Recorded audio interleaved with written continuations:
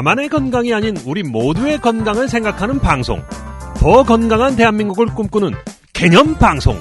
들리는 신문 히포크라테스.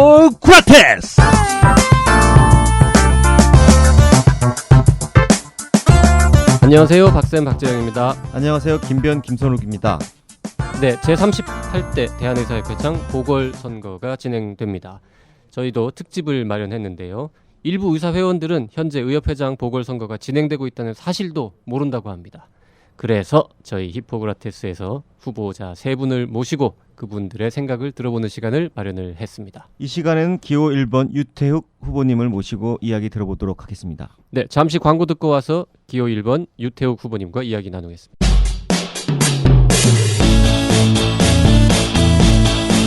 안녕하십니까, 서한샘입니다. 들을수록 건강해지는 유익한 방송, 듣다 보면 빵 터지는 유쾌한 수다, 이름하여 나는 의사다 밑줄짝.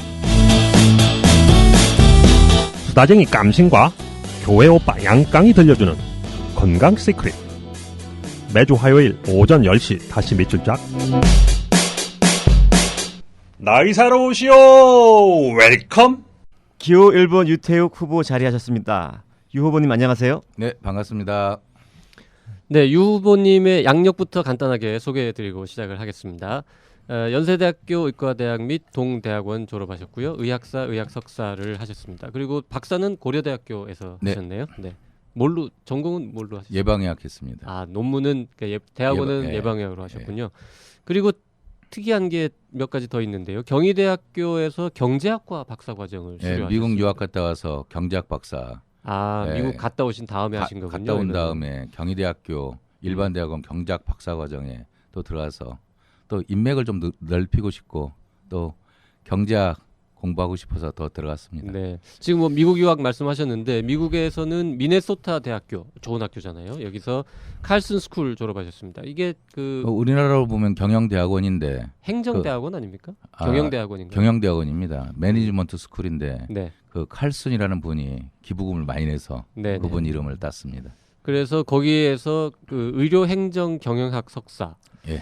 MHA라고 보통 네, 쓰는 마스터 거죠. 오브 헬스 애드미니스트레이션이라고 하는데 쉽게 얘기하면 MBA 인 헬스케어라고 보면 되겠습니다. 아, 쉽네요. 네. 네. MBA를 인 헬스케어 헬스케어. 분야에서 하신 거다. 네, 맞습니다. 그리고 미네소타 대학 보건대학원에서 보건의료 서비스 연구 및 정책학으로 박사 과정까지 수료를 하셨습니다. 그러니까 석사하고도 공부를 좀 더 MBA 하신 인 거죠. 헬스케어를 끝내고 제가 한국 의료를 바꾸겠다는 의지가 있었는데 거기 보건대학원 스쿨 오브 퍼블릭 헬스에서 그 HSRP 과정이라고 헬스 서비스 앤드 팔리시 리서치 앤 팔리시 그 PhD 과정을 5명 뽑는데 제가 MBA 하면서 거의 5레이를 받았기 때문에 입학이 가능했습니다. 그 몇 살 때 언제 미네소타 대학에 제가 가신 거예요? 95년도 유학을 갔기 때문에 만 32에 갔습니다. 네. 63년생이시죠? 네, 대학을 좀 일찍 간 거죠. 60 몇 학번이시죠? 81학번입니다. 빠른 63이시군요. 예, 그러니까. 그렇죠. 아, 예. 예. 예. 빠른 동기들 다 62년생인데 네. 저도 띠로는 호랑이 띱니다. 네, 음력 네. 62년 12월 28일생이니까 네. 그러니까 절대 안 꿀립니다. 네, 그렇게 의사이시고 가정의학과 전문의이시면서 경제학, 경영학, 또 보건학 이런 쪽에 공부를 많이 네. 하셨고 미국에 계서 몇 년 계셨습니까? 95년도에 가서 98년도 갔으니까 햇수로지만 4년 있었습니다. 4년 정도요. 네. 영어를 그럼 꽤 하시죠? 영어 꽤 잘하는데 그 PhD 과정하고 MBA 과정 하면 주로 시간을 도서관에서 책 보는 데 시간을 많이 보내가지고 제가 얘기하는 거는 뭐 할 수 있습니다. 근데 남 듣는 게 어렵더라고요. 저희 리스닝에. 그래서 수업 시간에 굉장히 많이 먹었습니다. 근데 거의 다 리튼 페이퍼를 내기 때문에 거의 책을 읽고 이해를 한 다음에 그 뭐 외워서 시험 보는 거 거의 없습니다. A4 용지 8장 하루 내에 다 쓰는 거예요. 그러니까 그 정도의 영어로 작문하려면 거의 작문만 배우고 왔다 이렇게부터 볼 수 있는데 사실 책을 굉장히 빠른 속도로 읽고 요약할 수 있는 능력을 배웠습니다. 그래서 미국의 교육은 진짜 우리나라 교육이 암기잖아요. 네. 암기하고 찍고 나오고 시험 보고 나면 다 털고 나온다 그러는데 이건 정말 잘못된 것 같아. 미국의 교육은 논리적인 겁니다. 책을 굉장히 많이 읽고 그다음에 그 책에 있는 걸 그대로 쓰는 게 아니고 그거를 녹여내서 자기 생각을 덧붙여서 크리에이티브하게 리튼하는 거죠. 그래서 두 줄만 같은 줄이 나오면 그 페이퍼는 의미가 없는 겁니다. 그래서 모든 거를 기본 베이직한 거를 습득한 다음에 자기 생각을 어떻게 할 건지를 쓰는 거죠. 그러면서 사고력이 상당히 증진될 수 있다고 보고 있습니다. 네.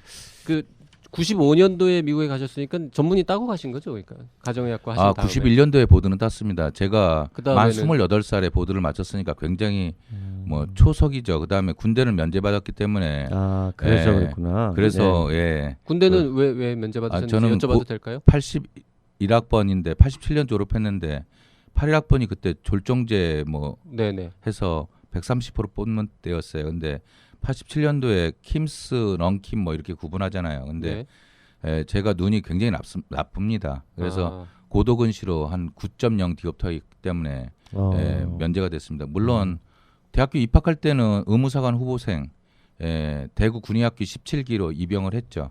그래서 졸업하고 나서 바로 인턴시험을 볼 수가 없었어요. 왜냐하면 눈 신체 검사를 통과를 못했기 때문에 군의사관 후보 의무사관 후보생이었는데 그래서 대구 영천에 가가지고 정밀 신검을 받았는데 면제됐습니다. 네. 네. 알겠습니다. 그리고 귀국하신 다음에는 어떻게 개업하신 건가요? 뭐 귀국하고 삼성의료원에 근무하면서 고려대학교 보건대학원 배운 걸 좀 써먹자 해서 고려대학교 보건대학원에 강의를 의뢰가 들어와서 강의를 맡았는데 석사과정 강의를 했죠. 그래서 제가 그 당시에는 영어 실력이 꽤 있었어요. 네. 막 유학을 막 돌아와서 그래가지고 진짜 따끈따끈한 것들을 잘 가르쳐주기 위해서 강의 준비를 열심히 해가지고 했더니 수강생들이 슬슬슬 강의 철회를 하더라고요. 그래가지고 참 이거야 내가 그러면서 정말 열정적으로 강의를 했는데 그 헬스케어 팔리시 같은 거를 강의를 했거든요. 석사과정. 그래서 정말 내가 보기에는 그 당시에 보면 굉장히 업데이트된 것들이었죠. 근데 강의 듣는 분 한 20-30명 됐는데 좀 회의를 느끼더라고요. 그리고 거기서 고대 예방의학 교실에서 스텝 제의도 했습니다. 예방의학 교실 스텝으로 들어오라고. 근데 우리 집사람하고 의논해 보니까 행복은 가정부터 시작되는 거잖아요. 네. 반대하시던가요? 반대가 아니라 내가 원하는 뜻이 있다면 하는데 제가 가르치고자 하는 그런 게 현실하고 좀 안 맞는다고 할까. 그 강의 철회하는 거 이런 거 보고 좀 제가 지역사회 필드에서 더 실전에서 경험을 하고 이러한 경험들을 한국 의료 발전에 써야 되겠다 이런 식으로 해서 필드 경험을 갖기로 했습니다. 그래서 그러면 몇 년도에 필드에 나오신 거죠? 뭐 삼성의료원에서 이제 바로 나왔죠. 나와서 동대문구가 굉장히 그 노후된 지역입니다. 그래서 동대문구에 나와서 동대문 건강지킴이라는 그 NGO 단체를 만들어서 그 지역에서 건강에 소외된 분들을 위한 사회 운동을 시작하면서 진료를 보기 시작했습니다. 개원은 안 하시고요. 개원했어요. 개원해서요. 개원해서 그 동대문구가 갑을이 있습니다. 정치적으로. 네. 13개 동에 그 동 활동을 하는 분들의 추천을 받아갖고 그런 분들 중에서 형편이 어려서 병원에 접근성이 떨어진 분들을 도와주고 하는 일들을 시작했습니다. 그래서 동대문구 의사회장도 지내셨어요? 네, 갔다 와서 뭐 젊은 나이에 하다 보니까 그 동대문구에 바로 총무이사로 픽업이 돼서 그때부터 구의사의 일을 하면서 이런 다양한 사회적 활동을 시작하게 됐습니다. 또 동대문구 구청장, 인수위원회 부위원장도 하시고 어느 구청장님? 유덕열 구청장입니다. 유덕열 구청장님. 그분이 민선 2기, 5기, 6기 이번에 또 재선됐습니다. 근데 4년 전이죠. 4년 전에 제가 동대문구에서는 그래도 조금의 명망은 있습니다. 왜냐하면 성격이 강직하고 분명한 태도를 보이기 때문에 그분께서 나이가 있기 때문에 부위원장을 맡아달라고 하고 그 당시에 지금 서울시립대학교 총장을 하고 있는 이건 총장님이 저랑 같이 부위원장 하셨고 법정대학 학장님이 인수위원장을 맡았습니다. 근데 구청장도 인수위원회 같은 게 꾸려지는 거를 네. 몰랐습니다. 지금 처음 알았습니다. 그 조례에 의해서 보수 지정이 안 돼서 무보수로 일했습니다. 대통령직 인수위원회도 무보수인가요? 대통령은 그건 보수가 있어요? 이때입니다. 예. 그래요. 네. 또 지금 대한의사협회 비상대책위원회 위원이시기도 하시고요. 네. 지금 현재는 그 비상대책위원은 아니고요. 네. 그 노한규 집행부가 들어서면서부터 비대위가 구성이 됐었는데 2013년도에 그 모든 비대위 노한규 회장이 집행부 때 구성된 모든 비대위 위원을 하면서 개헌과 입장으로 비대위 활동을 열심히 했습니다. 네, 비대위가 하도 여러 번 만들어지고 네네. 없어지고 해가지고요. 네, 네, 그렇습니다. 언제적 네. 비대위인지를 좀 그렇죠. 밝히는 게 네. 필요할 것 같은데 그리고 대한가정의학회 가정의학과 의사회 회장도 지금 현직 맡고 계신 거죠? 쉽게 얘기하면 개헌이 협의회인데 네. 이번 후보 등록하면서 이중직 지위를 유지한다 해가지고 다른 쪽 캠프에서 문제를 삼아서 물러나셨고. 후보 등록하면서부터 사퇴서 냈습니다. 네. 자, 이제 조금 이제 공식적인 질문들을 좀 해봐야 될 것 같은데요. 네, 공통된 질문들입니다. 네, 감사합니다. 예. 그 38대 대한의사협회장 선거가 되겠죠. 이번 보궐선거가요. 이 선거에 출마를 결심하게 된 결정적인 계기가 무엇인지. 노한구 전 집행부를 바라보면서 실망을 많이 했습니다. 초기에 탄생됐을 때는 개혁적인 드라이브를 갖고 있었기 때문에 회원들이 당면한 문제를 타개하기 위한 그러한 집행부의 노력에 도움을 주고자 열심히 도왔습니다. 비대위원으로서. 그런데 결국은 안타깝지만 탄핵을 이루고 보궐선거가 치러지게 됐는데 실제로 임기가 얼마 안 된 보궐선거이기도 하지만 명망 있는 또 준비된 지도자들이 나서질 않았습니다. 그 당시에 제가 알기로는 박정훈 교수님만 그 출마를 선언한 상태였는데 그게 5월 11일인가 그주 월요일까지도 그랬습니다. 그래서 그주 토요일 날이 마감인데 그래서 화요일 날 아침에 제가 결심을 하고 단 하루를 하더라도 의협회장은 굉장히 중요한 자리이기 때문에 사명감을 가지고 해야 되겠다. 그리고 결국 원격 의료가 이슈가 된 상황에서 의료의 본질적 가치와 젊은 의사들의 미래를 위해서 제가 어렵고 힘든 길을 걷기로 결심을 했습니다. 예, 그 박정훈 후보님이 나오신 것을 보시고도 이제 나오신 거잖아요. 그러면 이 지금 나머지 두 후보, 추 후보님하고 박 후보님에 비해서 우리 유태욱 후보님께서는 어떠한 강점이 있는지 그래서 나오셨던 거 아니겠습니까? 그죠? 네. 제가 나오려고 결심했을 때는 추 후보는 뭐 나오는 거 몰랐고요. 네네. 박 후보님께서는 대학 교수님으로서 명망은 있을지 모르지만 그 전에 박 후보님은 개인적으로 원격으로에 찬성을 했고 그 이유가 원격으로 해도 개헌가에서 그 영향력이 굉장히 미미할 것이라고 했습니다. 그렇지만 지도자는 성찰할 수 있고 미래 예지력이 좀 있어야 됩니다. 그리고 판단력과 추진력 굉장히 중요한데 박정훈 후보는 제가 알기로 그 당시에 뭐 회원도 고소했고 원격으로도 찬성하는 스탠스를 보였고 그다음 뭐 여러 가지 뉴라이트 의사연합이라든지 또 안철수 신당의 캠프한다든지 사실 지도자로서 지조를 갖고 일정한 그 행보를 해야 되는데 어떠한 자세를 갖고 있는지 도저히 신뢰가지 않은 후보라고 생각했습니다. 네. 그 말씀하신 김에 그러면 유태욱 후보께서는 정확하게 어떤 스탠스를 취하는 사람이다 이렇게 좀 설명해 저는 주시죠. 고향이 전라북도 전주에서 태어났습니다. 그리고 서울에서 이대보고를 나왔는데 뭐 대학교도 물론 의과대학을 생활을 하면서도 다른 분하고 좀 다른 그런 경력을 갖고 있습니다. 학생 대표도 했었고 사회과학 서적을 한 600권 이상 정도 읽을 정도로 다독가였고 상당히 의사가 된 이후에도 포스트 그레주에이트 스쿨에 대해 그 졸업 후 플랜에 대해서도 굉장히 고민했습니다. 제가 어떤 과를 할 수 있었지만은 가정의학을 선택한 것도 지역사회 필드에서 의사가 정말 그 어떤 역할을 해야 되는지 상당히 고민했습니다. 그러한 어떤 저는 젊었을 때부터 상당히 그 사회적 관심을 갖고 의사가 됐다고도 볼 수 있습니다. 사회과학 서적만 600권을 읽는 건 굉장히 어려운 일일 것 같은데요. 김변 몇 권이나 읽었어요? 60권도 안 읽었을 것 같은데. 글쎄요, 그렇게 많습니까? 그 서적이요? 제가 알고 있는 서적 한두 권 정도인데. 네. 저 사실 의과대학 다니실 때 그렇게 많이 읽으셨어요? 네, 의과대학 다닐 때 제가 사회에 눈을 뜬 거는 거의 1학년 때는 아니었고요. 2학년 때부터 해서 했는데 거의 용돈의 90%는 책 샀습니다.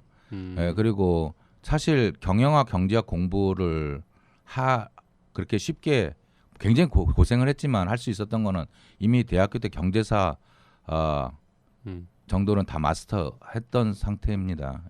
그다음 역사, 뭐 철학 이런 부분에 대한 책들을 많이 읽었었죠. 되게 그 사회과학 서적을 많이 읽으셨고 게다가 81학번이시니까 그 5공화국 시절에 대학을 저희 민주학번이라고 다니셨는데 합니다. 굉장히 뿌듯한 프라이드를 갖고 있습니다. 그러면은 되게 이제 그 정도 책을 읽으시고 시대가 81학번이시고 그러면은 학생운동 같은 것도 좀 하셨나요? 네, 거의 리더였죠. 네.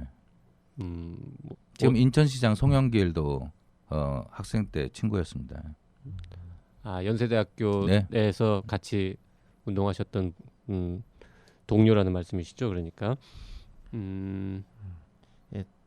다시 또 공통 질문으로 좀 돌아가서요. 네.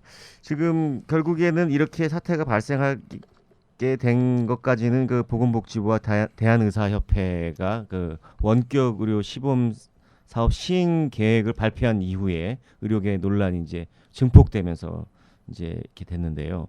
이 후보님께서의 입장은 원격 의료 시범 사업에 대한 입장은 무엇인가요?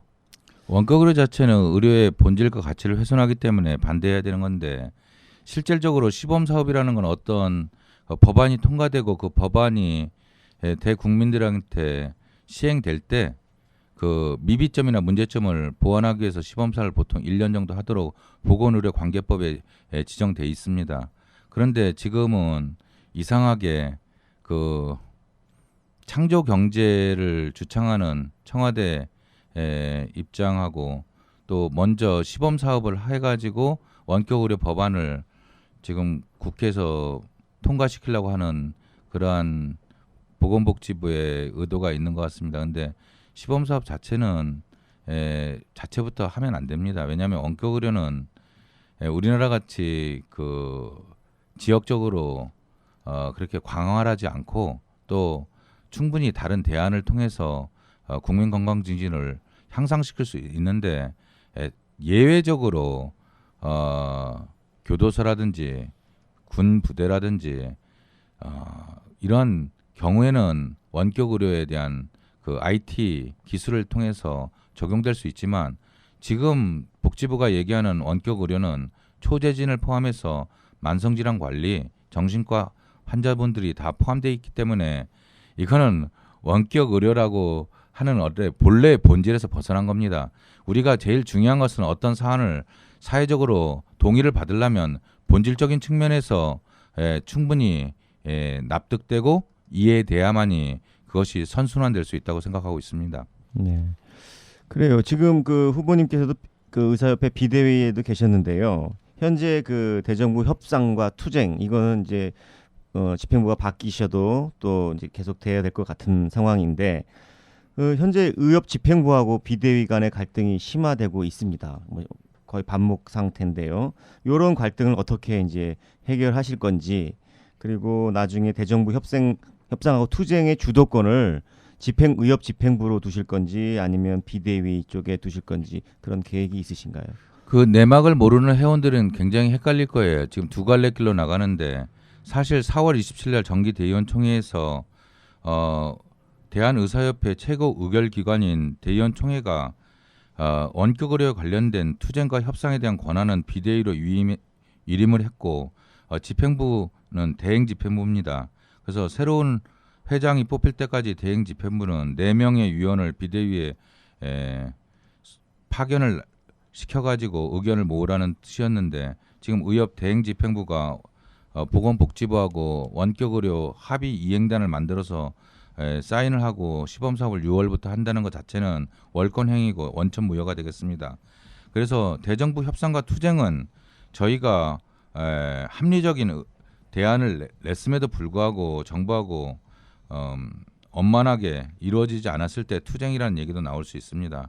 어쨌든 지금 현 상황에서 보면은 비대위에 투쟁과 협상에 대한 권한이 위임됐다고 볼 수 있고, 제가 38대 회장에 당선이 돼서 새롭게 집행부를 꾸리게 되면 복지부랑 제로베이스 입장에서 다시 모든 사안을 논의할 수 있다고 생각합니다.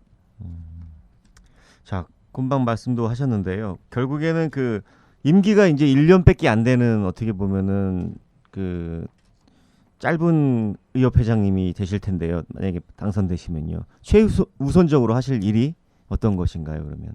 의협이 힘을 갖기 위해서는 전문성을 갖춰야 됩니다. 그리고 의협 회원들의 다양한 목소리를 담아낼 수 있는 그러한 제도적인 프레임이 있어야 된다 합니다. 대의원 총회가 굉장히 중요한 역할을 할 것입니다. 그런데 지금 30, 40대 젊은 대의원들은 대의원이 되기가 어려운 구조에 있습니다. 물론 지금 현재 대의원 선생님들의 7, 80%는 정당성이 있습니다. 그럼에도 불구하고 저는 우리 의협이 발전되기 위해서는 민주적인 절차적인 정당성, 원칙에 대해서 상당히 사고 깊게 생각해야 된다고 생각합니다. 그것이 바로 비례의 원칙입니다. 회원들의 숫자에 따른 비례의 원칙에 의해서 대의원 제도의 쿼터는 다시 재조정돼야 된다고 생각합니다. 여의사회 굉장히 많아지고 있죠. 그다음에 30, 40대 의사분들 많이 많아지고 있고, 전공의협의회 굉장히 많은데 대의원 수 5명에 지나지 않습니다. 그렇기 때문에 우리 민주사회를 일구는 거는 비례의 원칙을 존중해야 됩니다. 그래서 그 의견이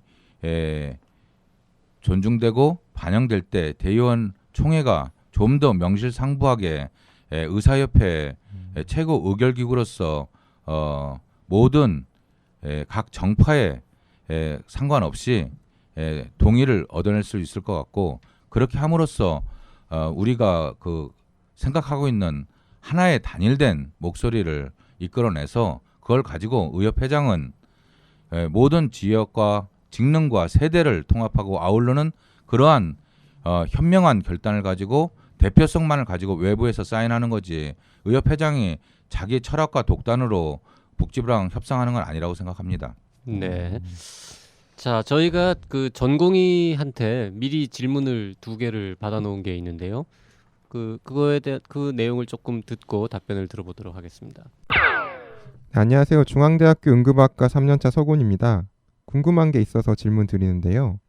원격 의료 시범 사업을 무효화하면 의정 합의도 없던 걸로 된다고 하는데, 그렇게 될 경우 전공의 관련돼서 수련 평가 기구는 어떻게 할 생각인지 묻고 싶습니다.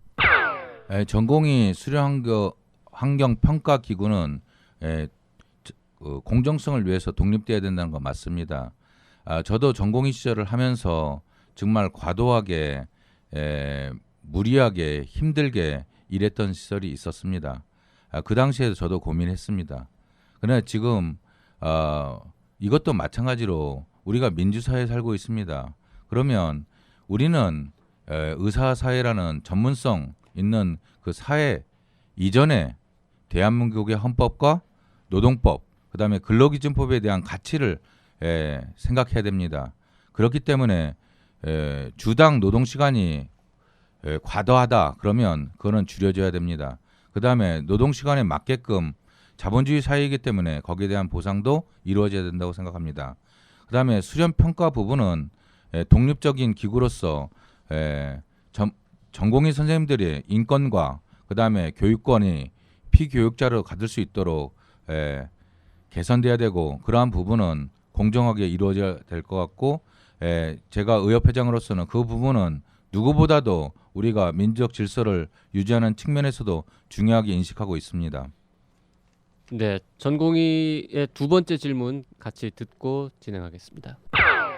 네, 질문이 하나 더 있는데요. 2013년 대한의사협회 의료정책연구소에서 발행한 전국 회원 실태 조사 보고서에 보면 전공의 수련 교육을 받는 회원이 11.8%로 돼 있는데, 지금 대의원회에서 전공의 관련 TO는 한 2% 남짓이거든요. 여기에 대해서 저희 전공의들이 되게 대의원의 그 접근의 한계도 크고 그래서 수를 늘리는 게 저는 당연하다고 생각하는데 어떻게 할 생각인지 묻고 싶습니다. 네, 지금 좀 전에 그 전공의 비중 너무 낮다고 이미 답변을 하셨는데요. 지금 5명인데 그럼 몇 명 정도로 늘리는 게 제일 좋다고 생각하시는지. 아까 비례 원칙 말씀하셨는데 예, 그거는 저는 그 의협회장으로서 방향성만을 제시하는 겁니다. 그리고 그거에 대한 세부적인 내용은 거기에 담당 이사가 있을 테고 저는 모든 그 리더십이라는 건 대통합 리더십이라는 거는 수평적 리더십이기 때문에 그 분야를 담당하고 있는 의협 이사가 모든 권한을 가지고 원칙에 맞게끔 재조정해야 된다고 생각합니다. 네, 여기서 잠시 그 유태우 후보께서 직접 만들어서 배포하고 있는 그 리플렛에 있는 내용을 가지고 질문 하나 드리겠습니다. 이렇게 쓰셨습니다. 저는 노한규 전 회장이 저질러 놓은 많은 문제들을 바로잡아 나가는데 주력하겠습니다. 좌편향 투쟁 아젠다, 원격 의료 시범 사업 제안, 의료 민영화 반대 등을 바로잡겠습니다. 이렇게 쓰셨거든요. 좌편향 투쟁 아젠다 보충 설명드리겠습니다. 네, 네. 지명 관계상 키워드만 써서 그 부분에 대해서는 오늘도 부산에 있는 여 회원께서 직접 전화를 해서 설명 올렸습니다. 노한규 회장이 잘한 면도 상당히 많습니다. 제가 생각하기에는 의사사회에 관심이 없고 냉대했던 변두리 주류가 아닌 선생님들의 관심을 끌어냈고 사회적 이슈화를 했다는 것에 대해서는 저도 높게 사고 있습니다. 그렇지만 우리 의사사회에서는 그 각각 회원들의 성향은 보수적 성향이라고 볼 수 있습니다. 그렇지만 중앙단체 의사협회는 중립적인 상태를 유지해야 된다고 생각합니다. 왜 그럴까요? 우리가 보수적인 입장을 취했을 때는 모든 의료 악법이 좌파 성향을 갖고 있는 민주당에서 많이 입법을 하고 있습니다. 물론 저도 개인적으로는 민주당 당원이지만 제가 민주당에 지금 뭐 어떠한 역할을 하고 있는 건 아닙니다. 예. 그러니까 오해는 할 필요 없으시고요. 그렇다면 우리가 너무나 좌편향으로 가면 어떨까요? 보수 쪽에서 또 우리에 대한 그 법안을 발의할 수 있습니다. 그래서 저희 대한의사협회의 정치적 스탠스는 뉴트럴 중립입니다.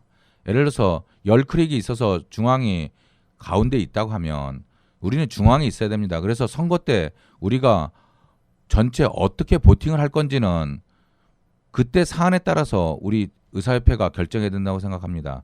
근데 물론 노한규 전 집행부께서 이슈화하기 위해서 좌편향 투쟁 아젠다를 전술과 전략적인 목적으로 선택하고 보건의료 노조와 손을 잡을 수도 있습니다. 그렇지만 의협회장은 적어도 전문성 있는 직능단체 대표로서 품위를 지켜야 됩니다. 본인의 목에다 칼 들이대고 이렇게 해서는 안 됩니다. 의사는 생명을 존중하는 그러한 전문성 있는 집단이라고 생각해야 됩니다. 두 번째, 의료 민영화 부분도 마찬가지입니다. 지금 우리는 민영화라는 뜻은 국어사전에 보면 민간이 주도적으로 운영을 한다는 겁니다. 민간 주체 운영입니다. 민간 자본에 의해서 운영되는 게 민영화입니다. 그리고 국가가 소유해서 운영의 주체가 되는 게 국영화입니다. 그러면 자본주의, 민주주의를 하고 있는 대한민국 민영화 맞습니다. 그리고 지금 현재 의료시설 90%가 민간 자본에 의해서 설립되고 운영되는 민영화 맞습니다. 근데 이걸 민영화를 반대한다 그러면 지금 국영화를 해야 된다는 겁니까? 그거 아니잖아요. 국어사전 정확하게 찾아보고 다만 노한규 회장은 이거를 민영화하고 상업화를 동등하게 봐서 상업화 반대를 민영화 반대로 이렇게 이용하고 갔습니다. 그렇지만 그러면 상업화 반대를 말해야 됩니다. 야가 다르지 않습니까? 우리가 교육을 받는 이유는 특히 의협회장같이 지도자 입장에서는 국민들을 단순하게 잘 이해시킬 용어를 쓸 필요가 있습니다. 네, 그럼 유태욱 후보께서 만약에 아젠다를 제시하신다면 의료 민영화 반대라고 하지 않고 어떻게 표현하시겠습니까? 의료 상업화 반대고 자본에 종속되는 의료로 인해 가지고 투자와 배당이 이루어지면서 극도로 자본에 의해서 의사 직능이 종속되고 또 환자가 자본에 의해서 돈벌이 수단으로서 전락하는 것은 바람직하지 않다 이렇게 볼 수 있습니다. 우리 유태욱 후보님께서는 마치 그 연설문을 읽고 계시는 것 같지만 실제로는 아무것도 준비 안 해오시고 머리에 있는 거 그냥 말씀하시는 겁니다. 네. 그리고 중간에 저희가 끼어들기도 어려워요. 네, 놀랍습니다. 네. 저는 25년 동안 준비한 지도자입니다. 네, 네. 25년 동안요. 네. 아까 네. 어떤 분은 14년간 준비했다고 하셨는데 네, 그렇습니다. 준비 기간은 유태욱 후보가 훨씬 기시네요. 네. 그래요. 그럼 다시 공통 질문 사항으로 돌아가 보면은 아까 그 비례의 원칙에 따른 어떤 이런 것이 최우선 과제다 이렇게 말씀을 하셨은 거 봤을 땐 그것도 같은 얘기인 것 같은데 결국 의료계 분열이 되어 있다 이런 지적이 지금 많은데요. 이 문제를 해결하기 위한 것도 그런 마찬가지 첫 번째 우선 과제로서 어떤 그 대의원 구성 이 부분을 말씀하시는 건가요? 오히려 회장의 역할이 더 크다고 할 수 있습니다. 네. 프레임은 대의원에 대한 그런 목소리를 담아내기 위한 어떤 최고 의결기구의 그런 혁신에 대한 부분이고요. 그거는 대의원의 운영위원회도 동의하고 있는 걸로 알고 있습니다. 네. 제일 중요한 거는 의협회장이 대통합을 일국에서는 본인이 수직적 리더십을 여태까지 발휘해왔는데 그게 아니고 수평적 리더십으로 가야 된다는 겁니다. 여러분도 아시다시피 의사는 대한민국에서 주는 의사 라이센스를 통해서 본인이 전문성을 가지고 독립적 의료 행위를 할 수 있는 사람들입니다. 그리고 모든 자신의 행동에 대해서 책임지는 고도의 전문성이 요구되는 메디컬 닥터라는 거죠. 그렇기 때문에 시군구 의사회장, 광역시도 의사회장 또 이런 모든 분들이 집단은 작을지 몰라도 그 작은 그룹의 리더입니다. 그렇기 때문에 의협회장이 그분들을 본인이 11만 의사 회원을 이끌고 있는 중앙단체 회장이라고 해서 그거를 수직적으로 명령을 내려서 통제하려고 하면 안 된다는 뜻입니다. 왜냐하면 의협회장이 월급 줘서 그 먹여 살리는 게 아니잖아요. 각자 알아서 먹고 살고 있습니다. 그러면 의협회장 어떻게 접근해야 될까요? 수평적 리더십으로 접근해야 됩니다. 그것이 결국은 그분들을 존중하고 수평적 리더십이야말로 대통합을 이룰 수 있고 그 다음에 핵심적인 다른 후보하고 차별화될 수 있는 거는 저는 탕평 인사를 하겠다고 공약했습니다. 왜 그럴까요? 제 뒤에는 민초 의사들밖에 없습니다. 제 후보를 좌지우지하는 무슨 회장도 없고 주, 경, 로 같은 그러한 어떤 후광도 없습니다. 저는 당당한 후보입니다. 그리고 저는 반칙하지 않는 후보고 그 다음에 빚진 후보도 아닙니다. 사실 경영학적으로 얘기하면 아무리 자기가 아이디어가 좋다 하더라도 자기 자본 없이 부채만 가지고 회사 설립하면 망하는 건 시간 문제입니다. 그런 후보가 기호 3번이라고 생각하고 기호 2번은 반칙투성입니다. 그러면 안 됩니다. 우리가 상식이 통해야 됩니다. 탄핵된 전 회장을 선대본부장으로 하는 거는 초등학생한테도 물어봐도 그거는 상식이 어긋난다고 할 겁니다. 근데 이제는 고문으로 안 치고 그다음 어떻게 했습니까? 윤창겸 전 그분도 굉장히 높은 직위를 맞은 분이고 의협 상근부회장까지 지냈습니다.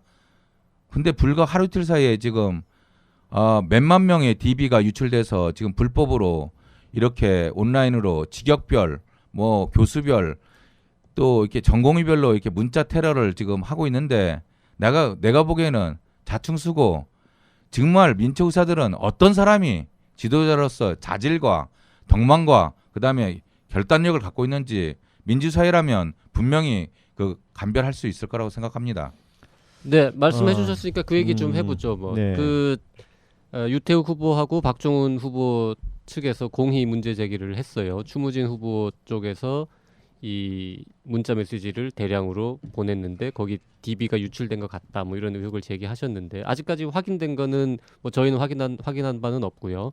그 다음에 추무진 후보 쪽에서는 절대로 그런 일이 없다라고 이제 해명을 하셨는데 좀 더 근거를 갖고 하시는 말씀이신가요? 아니면은 네, 저도 제 자신이 그걸 조사할 수 있는 지금 후보자로서 활동을 하고 있기 때문에 시간적 여유가 없죠. 지금 잠잘 시간도 없습니다. 근데 여러 경로를 통해서 취합한 정보에 의하면 그 많은 정보 몇만 명 되는 정보는 발로 뛰어서 그 DB를 구축할 수 있는 상황은 아닌 것 같습니다.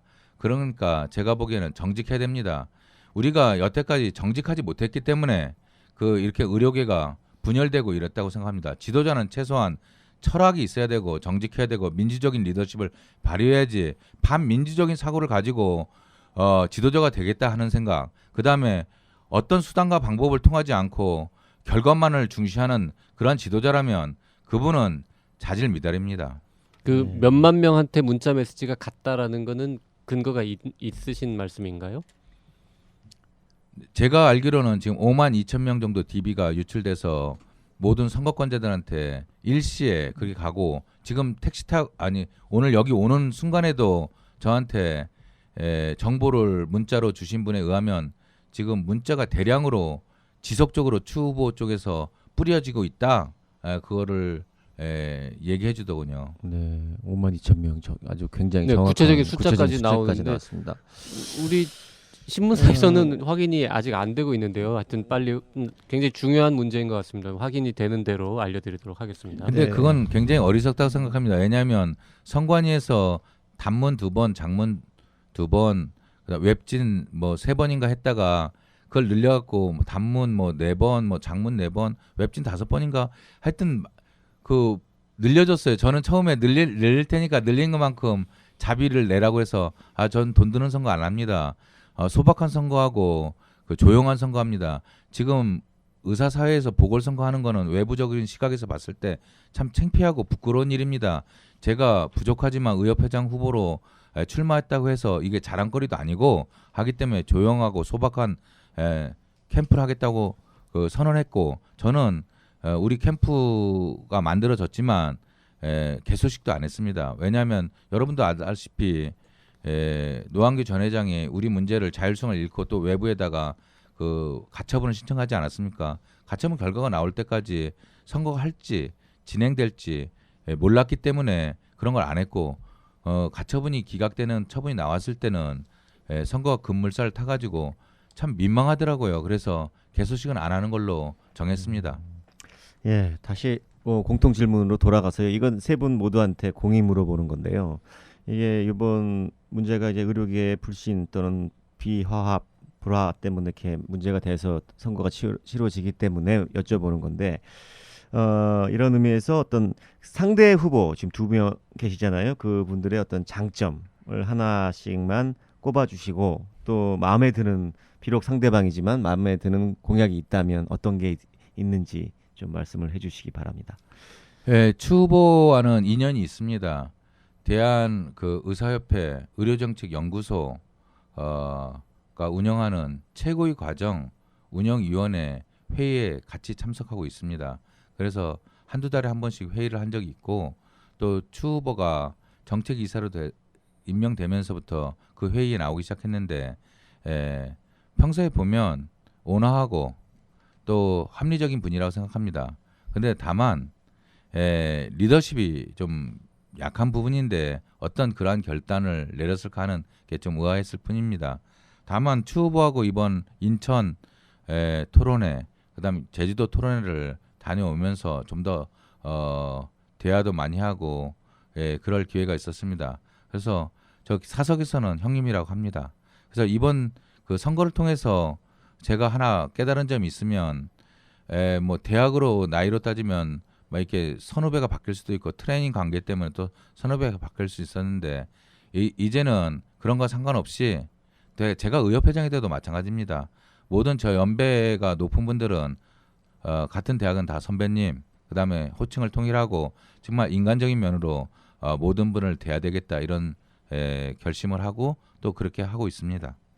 박 후보에 대한 장점을 얘기하면 이분은 굉장히 감성적인 분인 것 같습니다. 글을 쓰면은 거의 수필가 수준의 정도의 감성이 나오고 사실 의사들이 자연과학을 공부해가지고 글 쓰는데 능하지 않거든요.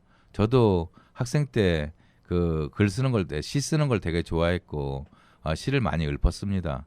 근데 주로 참여시였죠.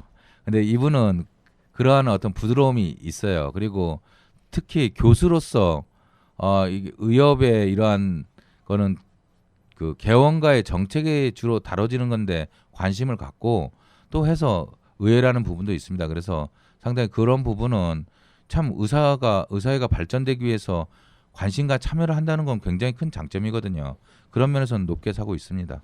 네, 유태욱 후보와 계속 얘기 나누고 있는데요. 잠시 광고 듣고 질문 좀 더 이어가겠습니다. 네. 의료 민영화, 원격 진료, 고괄수가제 3대 비급여. 대한민국 보건의료에 관한 모든 궁금증이 단박에 풀린다. 복잡하기 짝이 없는 한국의 의료 현실을 이렇게 선명하고 친절하게 그려낸 책은 없었다. 개념 의료. 왜 병원에만 가면 화가 날까? 교양 시민을 위한 개념 있는 의료 이야기. 더 건강한 대한민국을 위해 우리 모두가 알아야 할 불편한 진실. 정치 사회 분야 베스트셀러 개념 의료. 온라인 오프라인 서점에서 절찬 판매 중. 자, 두 후보님에 대한 어떤 장점 부분을 말씀해 주셨는데 좀 친하시기도 하고 그래서 이제 개별적으로 질문을 좀 드리면 박정훈 후보와 지지 세력이 겹친다는 이 지적이 있습니다. 그래서 뭐 추 후보가 어부지리를 하실 수도 있다. 이 같이 그래서 이 부분에 대해서 어떻게 생각하시는지 혹시 그리고 또 뭐 이 단일화 뭐 이런 얘기가 가능한 건지. 예. 그거는 택도 없는 얘기입니다. 제가 그런 얘기 이제 뭐 들은 바는 있습니다. 그렇지만 제 스스로 이렇게 보면 우리 집사람이 여보 이거 관심을 갖고 봅니다. 그다음 저희 선거 사무소도 와서 청소도 해주고 정말 고맙습니다. 근데 우리 집사람이 그러더라고요. 여보는 중도 혁신파다고. 저는 정치적 스탠스는 아까 뉴트럴해야 된다고 그랬죠. 그다음에 우리 내부 조직은 혁신이 필요합니다. 이노베이션이 필요합니다. 그래서 저는 중도 혁신파 아주 마음에 듭니다. 근데 추 후보는 어떨까요?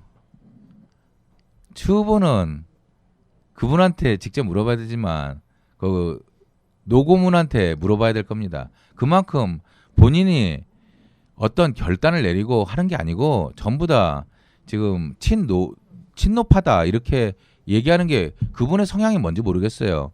왜 그런지 아십니까? 원격으로 대해서 또 노한규 전 집행부 그대로 해서 시범 사업을 하겠다. 거기다가 또 심플해야 되는데 뭐라고 얘기했냐? 검증 사업이다.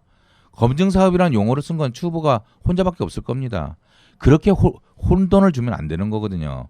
그래놓고 지금에 와서 뭐라는 줄 아세요? 스탠스를 바꿔가지고 원격 의료 변질됐으니까 이거 반대한다. 이건 표를 얻기 위해서 지도자가 그렇게 지금 이 행보가 원격 의료에 대한 철학이 있는지 없는지도 물어보고 싶습니다. 그 정도로 바뀝니다. 그러면 박정훈 후보는 어떤 칼날까요? 제가 보기에는 진짜 보수 중에 보수의 그런 파다. 그러니까 혁신하고 보수는 굉장히 다른 겁니다.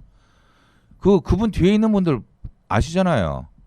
네. 그러니까 저희는 잘 모릅니다. 모르세요. 네. 정말 의료계 지도자를 지낸 분들, 그러니까 쉽게 해서 광역시도장, 그다음 의협회장 정도 지낸 분이라면 의료계 어른입니다. 그러면 본인이 나오고 싶으면 직접 나오든지 정말 뭐같이 뒤에서 그렇게 하면은 비겁한 겁니다.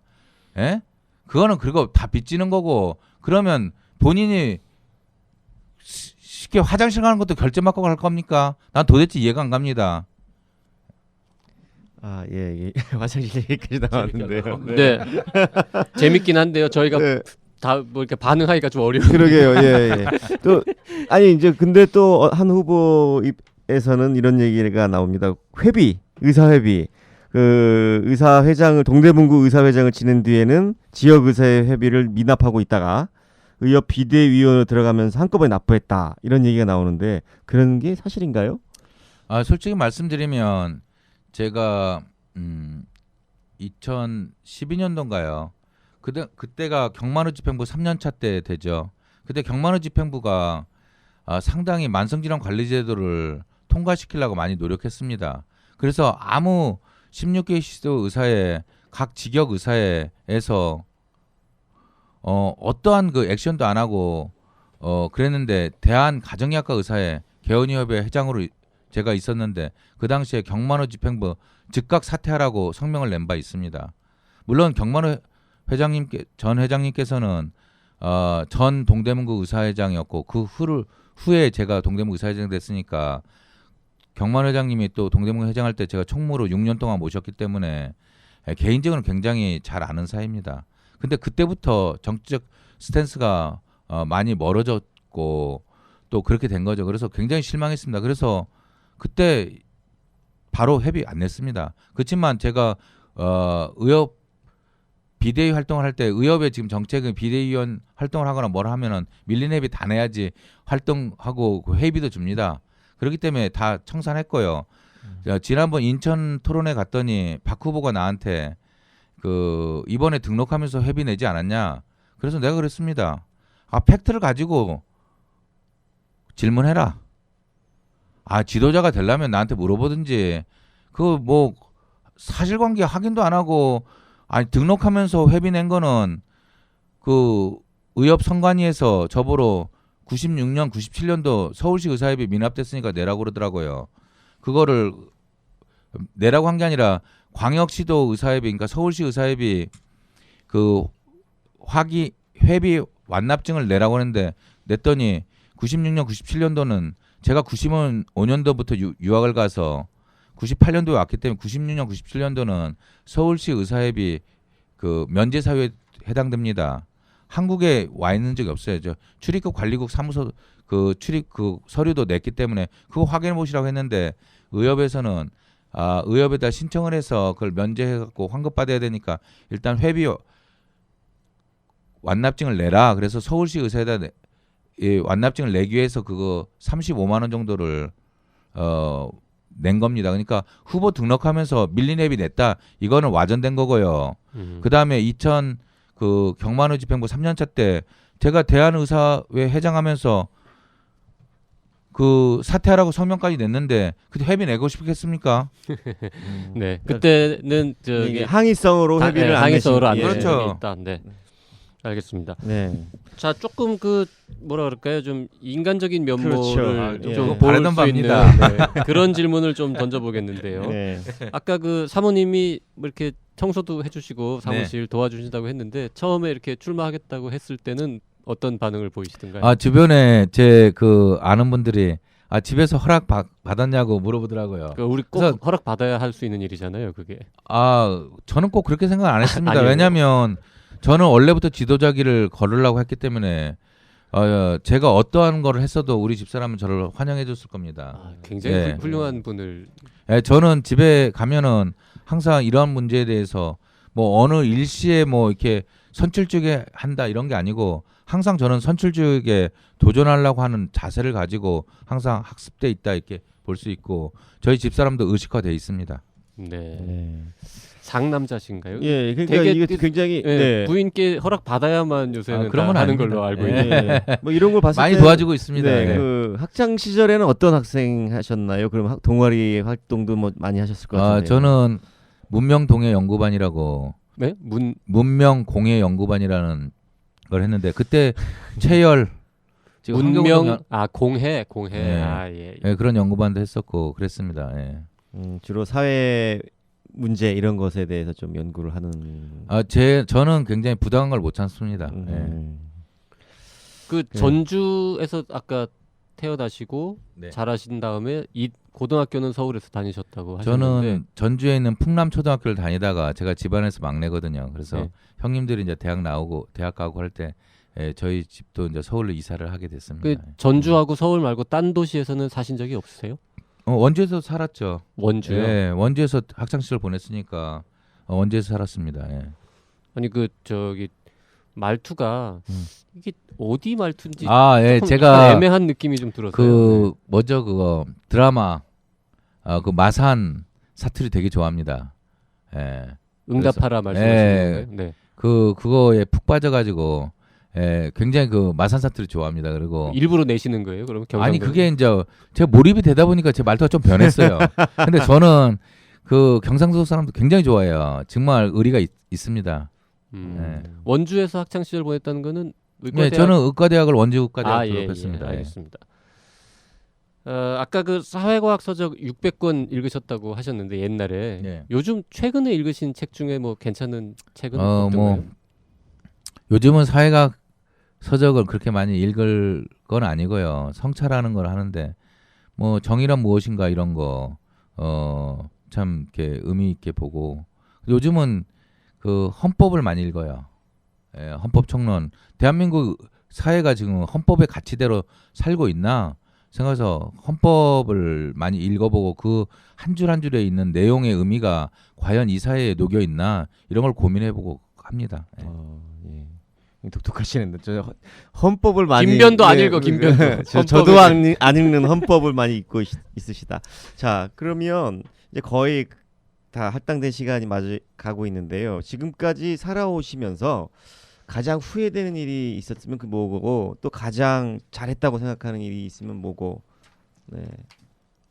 아직까지 뭐 그런 거를 생각해 본 건 없습니다. 근데 저희 어머님이 치매를 걸리셔가지고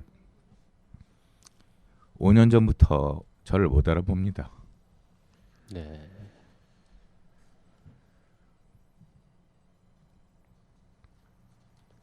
네, 지금 잠깐 말씀을 못 잇고 계신데요. 제가 의사로서 어머니한테 해줄 수 없다는 그게 제일 마음 아픕니다. 네, 되게 안타깝지만 의사라고 해서 뭐 할 수 있는 일이 없는 상황인데 그 괜한 질문을 김변이 던져가지고 아니, 이게 지금 다 후보마다 다 했던 질문이거든요. 이거 죄송합니다. 네. 제일 잘했다고 아. 생각하시는 그 일을 좀 감정을 추스르신 다음에 네. 말씀하시는 게 좋을 것 같습니다. 아이들 교육시키는 문제에서 제가 당당하게 부모로서 원칙과 정말 도전하는 삶을 살고 열심히 살고 이런 모습들이 아이들한테 보여졌는지 아이들이 잘 자기의 일들을 잘 해줘서 굉장히 뿌듯하게 생각하고 있습니다. 예. 네, 이게 뭐 그 잘 하고 있다는 게 어떤 사회적 기준인가요? 아니면은 우리 후보님 개인적인 기준? 뭐 이제 대학생이고 고등학생인데 네. 그런 면에서 제가 뭐 특별하게 뭐 이렇게 하는 건 아니지만 아이들이 바른 생각을 갖고 잘하고 있다 이렇게 보고 저희 집사람이 저의 가장 우군이기 때문에 저는 당당할 수 있다고 생각합니다. 네, 지금까지 살아오면서 가장 그 후회되는 일하고 잘했다고 생각하는 일을 다 가족과 관련된 네. 말씀을 해주셨는데 굉장히 좀 세 보이는 외모와 달리 가정적인 분이 아닌가 이런 생각이 저는 듭니다. 요즘 드라마도 좋아해요. 정도전이라는 드라마를 보면서 그 정도전의 스피릿을 느끼고 또 영화도 이런 뭐 블록버스터 이런 영화 싫어하고요. 건축학 개론처럼 서정적이고 이런 감성적인 것들을 수지 굉장히, 좋아하시는군요. 수지. 예, 그냥 좋아합니다. 배우는 뭐 그렇게 잘 몰라요. 그렇지만 그러한 정서를 좋아한다는 거죠. 예. 네, 알겠습니다. 자, 저희가 이제 시간이 다 됐는데요. 끝으로 한 1분 이내로 왜 이 저를 찍어야 하는지에 대해서 회원들에게 좀 마지막으로 임팩트 있게 한 말씀 좀 해주시죠. 이 방송을 듣고 계실 그 대한민국에 활동하고 계시는 의사 회원 여러분들께 한 말씀 올리겠습니다. 의사는 자존심이 있고 자기의 가치를 스스로 지켜야 된다고 생각합니다. 그러려면 우리가 어떻게 해야 되겠습니까? 우리 의사가 의료의 본질과 가치를 지키고 우리의 미래 세대인 젊은 의사들에게 선배로서 부끄럽지 않게 행동하고 나아가야 됩니다. 저는 젊었을 때부터 한 분야에 대해서만 의료에 대해서만 공부한 게 아니고 경영학, 경제학, 정책학 그 다음에 지속적으로 치열하게 자기 준비를 하고 공부하고 준비해온 지도자입니다. 제가 다소 부족하고 강한 면이 있을지 모르겠지만 실제로 알고 보면 굉장히 부드러운 남자고 융통성도 많고 수평적 리더십 발휘하고자 합니다. 저를 도와주시고 성원해 주시고 관심 가져주시고 정말 우리가 함께 민초 의사들의 의견을 다 함께 뭉뚱그려서 갈 수 있도록 저를 꼭 성원해 주시고 기호 1번을 찍어주시기 바라겠습니다. 열심히 하겠습니다. 성실히 하겠습니다.